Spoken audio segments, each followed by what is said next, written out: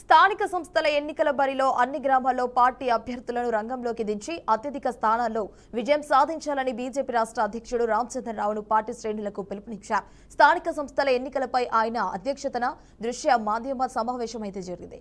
ఈ కార్యక్రమంలో భాగంగా కేంద్ర మంత్రులు కిషన్ రెడ్డి, బండి సంజయ్, రాజ్యసభ సభ్యుడు డాక్టర్ కె లక్ష్మణ్ సహా పలువురు ముఖ్య నాయకులు కూడా పాల్గొన్నారు. అన్ని గ్రామాల్లో పోటీ చేసే అభ్యర్థులకు పార్టీ శ్రేణులు బలమైన మద్దతు అందించి అత్యధిక స్థానాల్లో గెలిపించారు.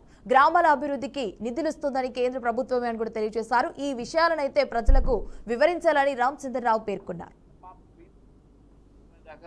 ఈరోజు మన తెలంగాణ రాష్ట్రానికి లోకల్ పార్టీ సంబంధించి రావాల్సిన అవసరం ఉంది కాబట్టి ఎలక్షన్స్ పెట్టాల్సిన అవసరం ఉన్నది.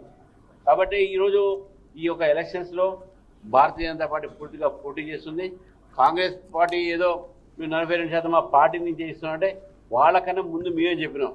మీరు 42% మీరు చేయకపోతే మేము మా పార్టీ నుంచి ఇస్తామంటే చెప్పాము. మేము ఆ రోజే మీరు కామారెడ్డిలో బీసీ డిక్లరేషన్ పెట్టిన తర్వాత కేవలం బీసీలను ఓటు బ్యాంక్ పాలిటిక్స్ కోసము ఆ ఓటు కార్డు కింద వాడింది కదా. కామారెడ్డి డిక్లరేషన్ చేసిన దాంట్లో బీసీలకు మీరు చేసింది ఏమీ లేదు.